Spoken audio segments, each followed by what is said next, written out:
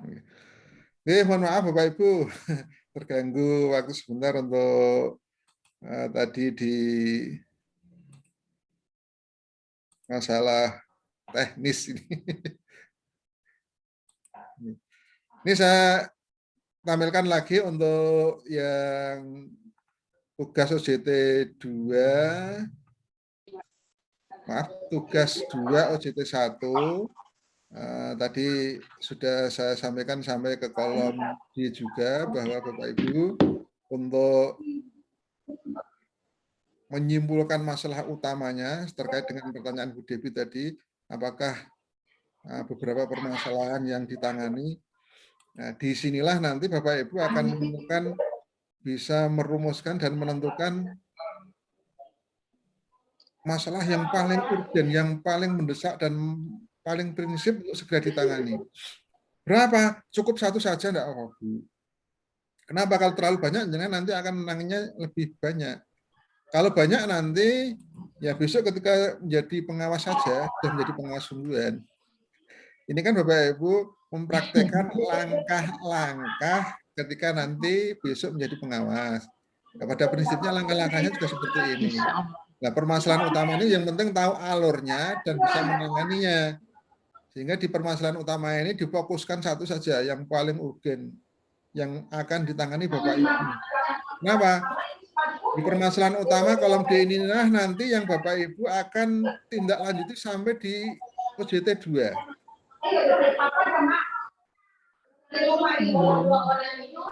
Jadi di OJT 2 itu nanti, di OJT 2, Bapak Ibu akan melakukan tindakan untuk menangani masalah ini. Di OJT 2, Bapak Ibu akan menangani permasalahan yang Bapak Ibu tentukan di kolom masalah utama ini. Maka pikirkan matang-matang ketika membuat masalah utama ini.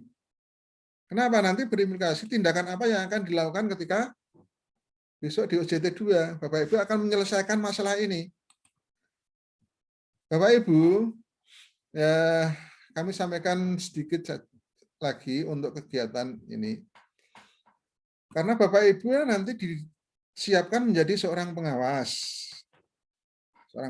Maka permasalahan ini nanti yang kira-kira memang Bapak Ibu bisa tangani, tidak, kalau perlu tidak membutuhkan partisipasi dari orang luar. Maksudnya apa? Seandainya nanti ada kegiatan yang bentuknya mungkin workshop, IHT, atau bintek, ini diharapkan Bapak Ibu nanti bisa menjadi narasumber di kegiatan ini. Bisa menjadi narasumber di kegiatan ini. Nah, yang nantinya Bapak Ibu, masalah utama yang telah dirumuskan, betul-betul dimatangkan di tugas 2 OJT 1 ini, di kolom D ini, akan tetap dibawa ke tugas 3 OJT 1. Sebenarnya ini diperhatikan nggih. Contoh nih, ini contoh kalau saya tunjukkan sambungannya. Contoh di tugas 2 OJT 1 masalah utamanya rendahnya kemampuan berpikir tingkat tinggi peserta didik. Ya nanti akan kita bawa juga permasalahan itu sampai ke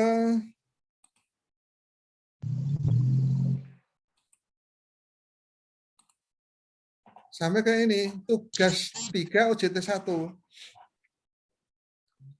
Kolom tugas 3 OJT 1 dimulai dari A, B, C, D, E, F. Ini akan dimulai dengan masalah utama pembelajaran. Masalah utama pembelajaran dari mana? Didapat tadi dari kolom D tugas 2 OJT 1. Ketika Bapak Ibu sudah tentukan betul di kolom D tugas 2 OJT 1 yang paling kanan tadi, dan nanti permasalahan itu tinggal dipindah di sini saja. Di dalam tugas 3 OJT 1. Ya.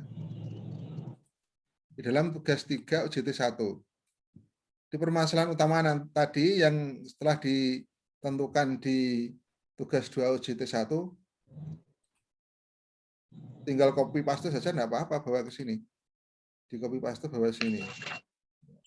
Kemudian Bapak Ibu, ini langsung nyambung saja, kemudian di tugas 3 OJT 1, Setelah ditemukan permasalahan, kemudian dari tugas 2 dibawa ke kolom kolom B. Kemudian kolom C adalah menyusun alternatif solusi. Alternatif solusi itu apa? Artinya memang permasalahan-permasalahan ini kira-kira bisa ditangani dengan apa saja. Bisa dicarikan solusi dengan apa saja. Yang namanya alternatif, ya mesti lebih dari satu. Karena alternatif, kalau tidak alternatif nanti tidak ada pilihannya. Alternatif pemecahan masalahnya itu ditulis di sini. Di antaranya apa? Untuk mencari solusi atau menangani permasalahan yang muncul di kolom B ini atau masalah utama ini. Alternatif solusi yang bisa dilakukan di antaranya adalah pembinaan guru tentang model-model pembelajaran yang sesuai dengan standar proses. Ini contoh ya, sekali lagi contoh. Ini satu gambaran saja. Kenapa pembinaan? Karena pembinaan termasuk dalam salah satu tugas pokok pengawas. Nah, sebelum sampai pada kolom D, E maupun F, perlu kami singgung sedikit. Mungkin Bapak Ibu sudah membaca di tugas pokok pengawas bahwa tugas pokok pengawas itu sebenarnya secara garis besar hanya 4. Tugas pokok pengawas sebenarnya garis besar ada 4.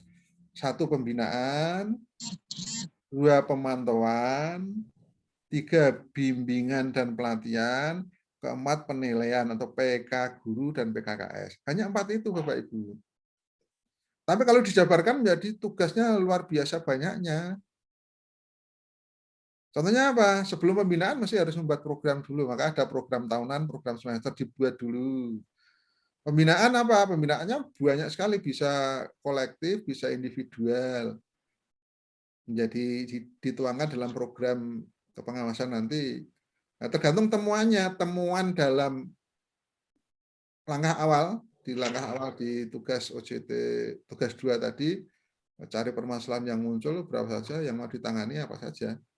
Nah, kebetulan kalau kita kan hari ini atau di kegiatan ini cukup menyimpulkan untuk satu saja yang ditangani. Tapi bisa kalau jadi pengawas ya banyak sekali masalahnya yang mau ditangani. Nah ini, pembinaan banyak sekali. Langkahnya nanti bisa FGD, bisa DLP, dan seterusnya. Kemudian ini dia di samping pembinaan, ingin menangani atau menyelesaikan permasalahan ini, bisa juga alternatif yang kedua melakukan bimbingan dan pelatihan, mengadakan BIMLAT, bimbingan dan pelatihan. BIMLAT itu sendiri kan rumah besarnya Bapak Ibu. Ibarat kegiatan itu rumah besarnya BIMLAT, bimbingan dan pelatihan, di dalamnya banyak sekali kegiatan-kegiatan dalam BIMLAT. Bisa in-house training, bisa workshop, bisa BIMLAT, bisa pendampingan berkelanjutan, banyak sekali macamnya. Hanya disebutkan BIMLAT, hanya disebutkan salah satunya BIMLAT. Tapi di dalam BIMLAT ini juga banyak sekali. Jadi tugas pokok pengawas yang 4 itu kalau dijabarkan sebenarnya banyak sekali. Hanya saja nanti di dalam pembuatan laporan pengawasan fokus di kegiatan pembinaan, pemantauan, bimbingan dan pelatihan, penilaian kinerja, baik kepala sekolah maupun guru. Alternatif solusi, kembali pada kolom C, alternatif solusi bisa dituangkan beberapa yang mungkin bisa dilakukan untuk menangani permasalahan yang muncul di kolom B. Ini contoh saja, 1 pembinaan, 2 bimbingan dan pelatihan, 3 melakukan supervisi akademik guru. Contoh saja ini, contoh. Jadi ada 3 alternatif yang ditawarkan untuk menangani permasalahan di kolom B yang menjadi permasalahan utama itu tadi. Bapak Ibu, setelah kolom B ditemukan, kemudian solusinya C, nah baru rencana tindakan kepengawasannya ini apa. Nah ini juga tidak terlepas dari ini Bapak Ibu. Di kolom C ini dituangkan, diambil salah satu untuk menangani ini. Yang kira-kira paling cocok, yang kira-kira paling tepat, yang paling bisa menangani permasalahan dengan tingkat akurasi yang tinggi. Kalau permasalahan ini ditangani, solusinya ini diambil yang paling tepat. Ini contoh saja, kemudian diambil oleh pembuat gagasan rencana inovasinya ini untuk menangani rendahnya ini diambil dengan cara bimbingan dan pelatihan atau pembimbingan dan pelatihan. Dan nanti saya tidak berani mengatakan bimbingan dan pelatihan atau pembinaan atau apa. Itu nanti Bapak Ibu konsultasikan tugas 2 maupun tugas 3, keterlaksanaannya nanti kan di OJT 2. Nah, ini nanti akan dibahas, dikupas di kegiatan IST 1. Di Bapak Ibu, tugas-tugas di OJT 1 nanti akan dibawa di kegiatan IST 1 bersama Bapak Ibu pengajar. Di sana Bapak Ibu dikonsultasikan, dirembuk, dibahas, diperdalam. Nah, apa yang akan dilaksanakan nanti dikomunikasikan, dikonsultasikan dengan Bapak Ibu pengajar. Bapak Ibu, untuk kegiatan pendampingan, saya sebagai mentor tidak punya kewenangan untuk menjustifikasi ataupun memberikan arahan untuk harus ini tidak. Kami hanya menyampaikan teknis-teknis alurnya. Bapak Ibu nanti yang akan menentukan langkah yang terbaik, komunikasikan dengan Bapak Ibu pengajar, karena yang punya kewenangan mutlak adalah Bapak Ibu pengajar. Oke. Saya hanya mendampingi di teknisnya saja. Untuk materi yang berikutnya tentang finalnya, Bapak Ibu yang akan lakukan nanti konsultasi intensif dengan pengajar. Kalau yang mau dikerjakan di OJT 2 nanti akan difasilitasi oleh Bapak Ibu pengajar pada saat kegiatan IST 1. In Service Training 1 nanti Bapak Ibu ini akan diperdalam lagi. Yang penting Bapak Ibu sudah punya bekal, sudah punya gambaran ini, apa yang akan ditangani. Besok di ST1 dibahas lagi, diperdalam bersama Bapak Ibu pengajar, kemudian akan disimbolkan hasilnya. Nah, hasil akhirnya itulah yang akan dikerjakan nanti di OJT 2. Nah, bersama saya nanti akan kembali bertemu di OJT 2. Di OJT 2, OJT 2 nanti akan kami dampingi lagi ketika di lapangan. Di ST kami menunggu hasilnya dari Bapak Ibu apa yang akan dilakukan. Jadi ini yang kolom D, rencana tindakan kepengawasannya sudah ditentukan dengan bimbingan dan pelatihan atau pembimbingan dan pelatihan guru. Bentuk kegiatannya apa? Tadi di dalam rumah besarnya bimbingan dan pelatihan, kegiatan yang dilakukan ini adalah workshop. Kebetulan di sini workshop penyusunan RPP dengan menggunakan model pembelajaran berbasis proyek, PBL. Waktu pelaksanaannya apa? Ini contoh saja November 2020. Bapak Ibu nanti silakan disesuaikan dengan schedule yang dibuat. Bapak itu nanti akan membuat metrik di dalam kegiatan ISC 1 juga akan membuat metrik kegiatan apa saja yang dilakukan, waktunya kapan itu ditentukan, kapan itu nanti akan dibuat di sana. Bapak Ibu nanti silakan dirumuskan semaksimal mungkin agar tepat waktu dan sasarannya juga tepat, karena kalau Bapak Ibu nanti mungkin masih bisa melaksanakan, karena setelah IST 1 mungkin peserta didik atau sekolah sudah aktif. Dan sekarang ada yang OJT 2 tapi sekolah libur, itu yang repot malah sekarang. Bapak Ibu nanti insya Allah kalau sudah masuk ke IST 1, ketika mau masuk ke OJT 2, sekolah sudah kembali ada proses pembelajaran malah bagus. Kembali ke sini Bapak Ibu, jadi ini langkah-langkah yang sistematis, yang runtut, dan akhirnya sampai di kolom F ini timing waktunya juga ditentukan. Yang perlu kami tambahkan Bapak Ibu, ketika nanti membuat tugas di OJT, tugas 2 maupun tugas 3 di OJT 1 ini, permasalahan utama yang diangkat adalah permasalahan utama yang dialami atau kasusnya peserta didik. Contohnya ini, rendahnya kemampuan berpikir tingkat tinggi peserta didik. Kasus utamanya, masalah utama adalah peserta didik, tapi yang ditangani guru. Oke. Kasus utamanya yang dialami peserta didik, tetapi penanganannya adalah penanganan untuk mengatasi ini, yang ditangani adalah guru. Kenapa? Karena Bapak Ibu adalah pengawas, tidak bisa masuk langsung pada peserta didik. Relasi Bapak Ibu adalah nanti kepala sekolah, guru, dan tenaga kependidikan. Sedangkan peserta didik ini menjadi kewenangan Bapak Ibu guru. Nah, untuk meningkatkan ini, Bapak Ibu bisanya melakukan tindakannya adalah terhadap Bapak Ibu guru. Contoh saja ini, workshop penyusunan RPP-RPP-nya dibuat dengan maksud agar di dalamnya memuat aspek-aspek berpikir tingkat tinggi peserta didik. Kalau RPP-nya dibuat seperti itu, berarti nanti implementasinya di proses pembelajarannya juga akan diterapkan. Oke. Sekali lagi saya sampaikan, titik tekannya, peserta didik yang bermasalah, penanganannya yang ditangani adalah guru, karena Bapak Ibu adalah sebagai pengawas. Dan yang tidak kalah penting Bapak Ibu, untuk semua permasalahan ini, masalah utama ini adalah tetap berfokus pada peserta didik dengan sistem pembelajaran yang well-being. Well-being. Oke. Apa itu well-being? Sudah disampaikan mungkin bahwa diharapkan peserta didik ini melaksanakan atau melakukan pembelajaran dengan perasaan senang hati, dengan perasaan enjoy, dengan tidak ada tekanan. Ibaratnya Bapak Ibu guru tidak berangkat sekolah itu peserta didik sangat rindu sekali. Bahkan dicari-cari. Bapak Ibu yang tidak hadir di sekolah itu dirindukan sekali oleh peserta didik. Jangan terbalik. Kalau tidak datang malah Bapak Ibu tidak datang malah peserta didiknya gembiranya luar biasa. Ini terbalik.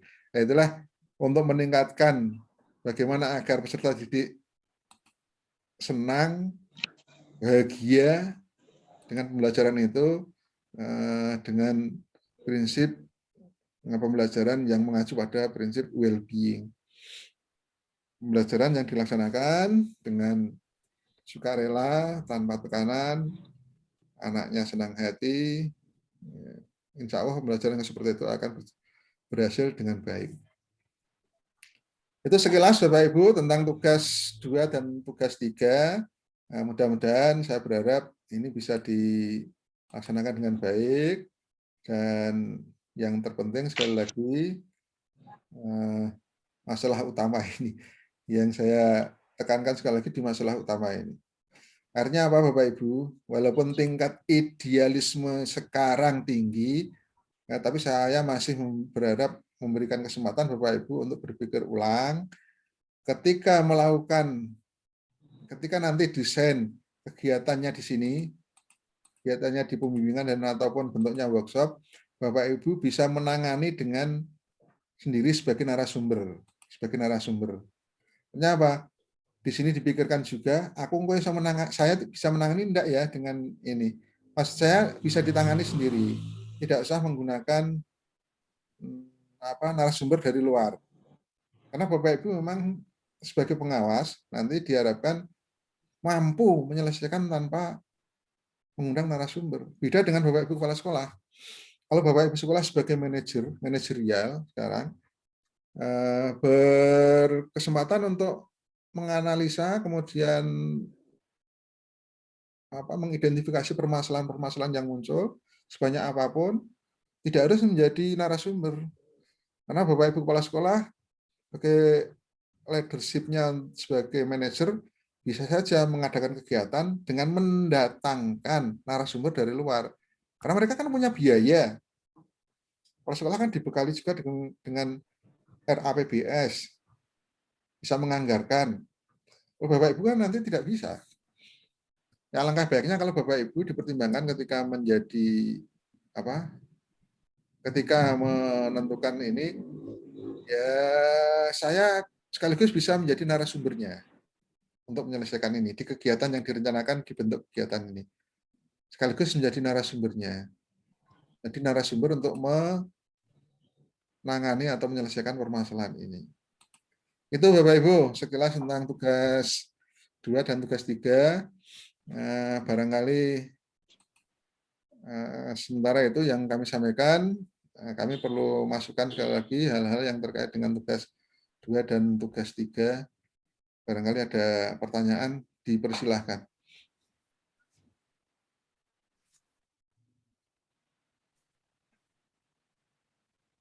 Enggak, yang mau tanya dulu, Pak Ronald. Pak Ronald.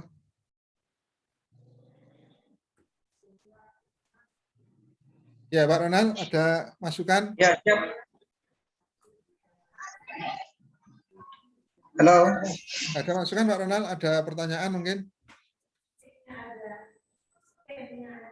Belum ada, Pak, insya Allah. Oh, belum ada. Barangkali sambil Pak, kalau tidak ada sambil memperkenalkan diri, tadi saya sebelum sempat minta satu-satu.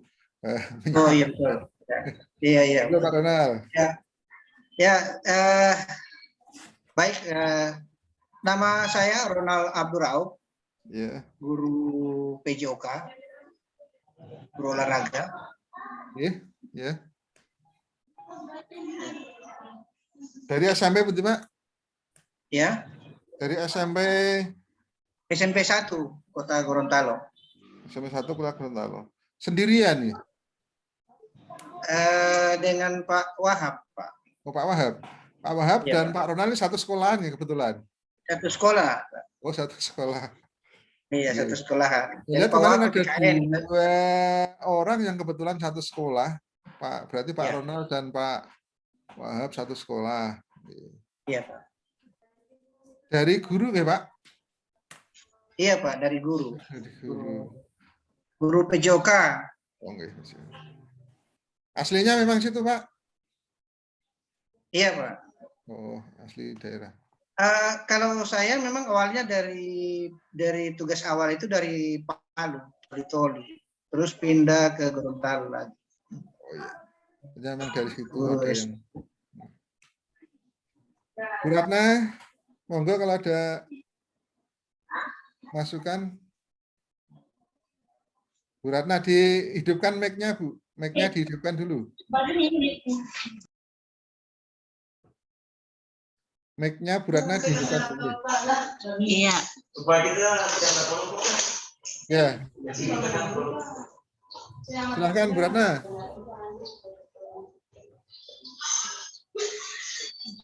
Ya. Selamat pagi Pak. Ya. Assalamualaikum warahmatullahi wabarakatuh.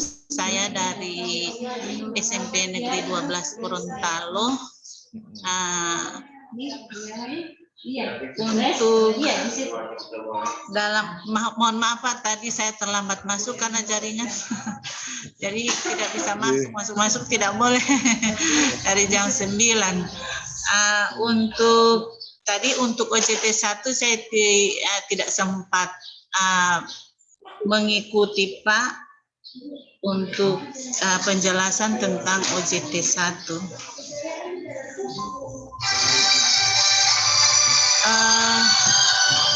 Yang ini tentang OJT 1 Pak. Untuk tugas sebagai pengawas itu kan ada pengawasan akademik dan ada pengawasan manajerial. Nah, dalam pengawasan manajerial itu ini sudah saya membaca-baca, tapi saya belum begitu paham Pak dalam pelaksanaan tugas manajerial pengawas itu. Terima kasih Pak. Oke, Bu Ratna, untuk itu kan Bu Ratna baru baca di materi, nggih? Ya, di materi. Ya, nanti dimantapkan materi itu dipahami, kemudian baru ditulis di tugas 1 OJT 1 sebagai rangkuman. Kalau nanti masalah di lapangan ambil jalan Bu, karena tugas manajerial sekali nanti. Iya, memang banyak sekali. Dengan dan pendampingan terhadap kepala sekolah. Ya. Tapi Nyun Sewu Ya. yang sekarang diminta tugas utama pada saat di calon pengawas itu lebih cenderung ke tugas supervisi akademik. Oh ya. Dan lebih cenderung ke supervisi akademik. Kami tidak tahu latar belakangnya, apakah memang nanti pengawas ada pergeseran tugas ke akademiknya, ada informasi yang menyampaikan seperti itu, nanti manajerialnya akan diberikan kepada pihak ada yang menyampaikan seperti itu. Tapi itu entah itu nanti masalah kebijakan atau regulasi yang belum kita terima, hanya info-info yang beredar seperti itu. Tapi fokus saja Bapak Ibu untuk kegiatan yang calon pengawas ini. Calon pengawas ini kegiatannya lebih fokus ke kegiatan akademik. Manajerialnya nanti mungkin di penilaian kinerja kelas dan AKPK Bapak Ibu. Jadi kalau masalah pemahaman materi nanti Bu Ratna dibekali dan dalam tugas itu ya Bu Ratna. Ya. Oke. Ya Pak. Dimatikan lagi Bu mic-nya.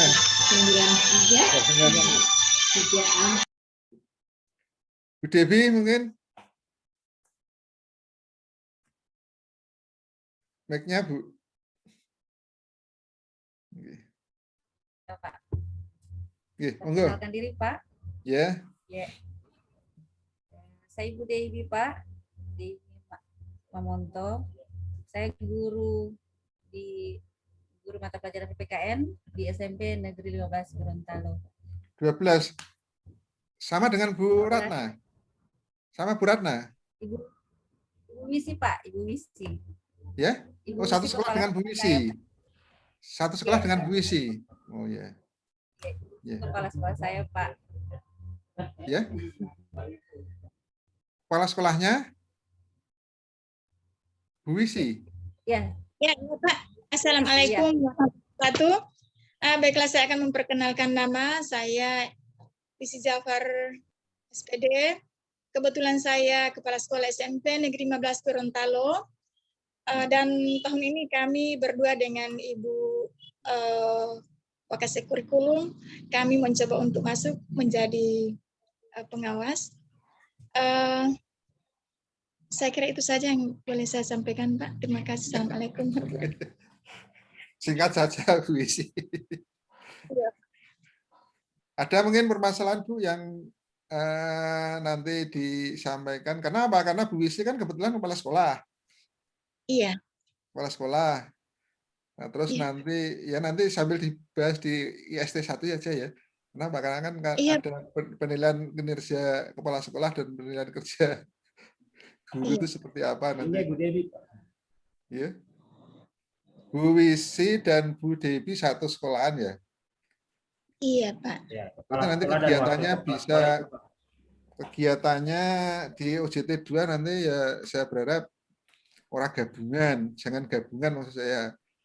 Kalau satu sekolah satu kegiatan dikerjakan 2 orang nanti ya enggak tepat sasaran. Ya, kebetulan kami berdua, Pak. Saya kepala sekolahnya, Ibu Devinya wakilnya, Pak. Wakil kepala. Walaupun satu sekolah nanti kalau mau buat kegiatan di OJT 2, kegiatannya juga 2 kegiatan maksudnya. Satu kegiatannya Bu Devi, satu kegiatannya Bu Wisi. Jangan sampai digabung terus laporannya jadi satu, nanti bermasalah nanti. Kalau berbeda, Pak. Ya. Pak Ronald sudah? Pak Wahab? Ada tambahan monggo, Pak? Lagi mengenai waktunya, Pak, karena tadi disampaikan, Bapak sudah sampaikan bahwa kalau kita mengambil jam kerja, mungkin itu akan terganggu kegiatan-kegiatan seperti kami atau Bapak juga paling utama. Kami minta waktunya sore, tergantung Bapak. Kalau misalnya siap jam berapa, Pak? Kami siap, peserta siap. Terima kasih. Ya Bu, untuk waktu memang kami lebih cenderung ke waktu di luar jam kerja, malah saya lebih enak di luar jam kerja. Kalau malah Bapak Ibu siap, kami jadwalkan di luar jam kerja. LPD tidak masalah, Bu, memberi kebebasan pada kita. Daripada di jam kerja nanti Bapak Ibu juga malah ribet mempersiapkan Iya, Pak. diri di sekolah. Kami di pendampingan di kota yang lain lebih banyak di luar jam kerja, Bu. Jadi Iya, Pak. ya di Jepara untuk besok Rabu besok itu ya malah minta jam 19.30 malah habis isya. Ya enggak apa-apa, malah enak. Iya. Waktunya lebih longgar dan santai, maksud saya tidak. Dan itu LPD kok tidak mengatur seperti itu. Diberi kebebasan kita Iya, Pak. untuk menentukan waktu. Ya, barangkali dari teman-teman kira-kira kalau di luar jam kerja itu kan sesuai aturan pemerintah itu kan 8 jam kerja, Pak. Berarti lepas jam pukul 16, Pak. Jadi kalau Bapak bersedia, hanya kami sarankan kalau boleh malam boleh, Pak. Insya Allah habis isya. Ya, seperti itu. Oke. Ya, Bu, terima kasih. Kalau malam malah enak. Saya juga waktu siangnya bisa di kegiatan yang lain. Jadi seperti saya sampaikan di Jepara, untuk besok itu juga kami malam hari.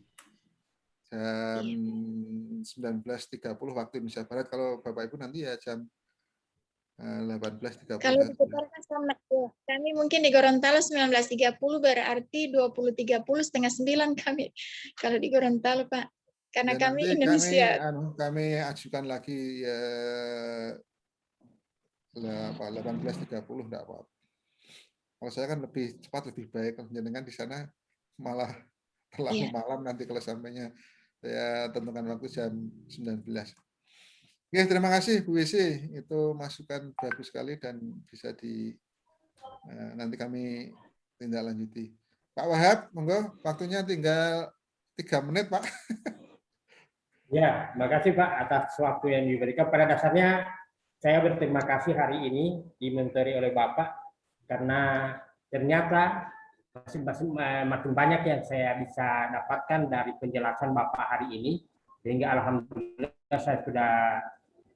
sudah beberapa yang saya pahami dengan betul tentang konsep ada kesinambungan antara tugas 2 dan tugas 3 dan seterusnya. Dan saya mengucapkan terima kasih Pak atas ilmunya hari ini. Mudah-mudahan kami bisa menyelesaikan tugas sesuai dengan apa yang diharapkan. Terima kasih. Amin. Terima kasih Pak Wahab. Artinya Bapak Ibu insya Allah bisa melaksanakan tugas dengan baik.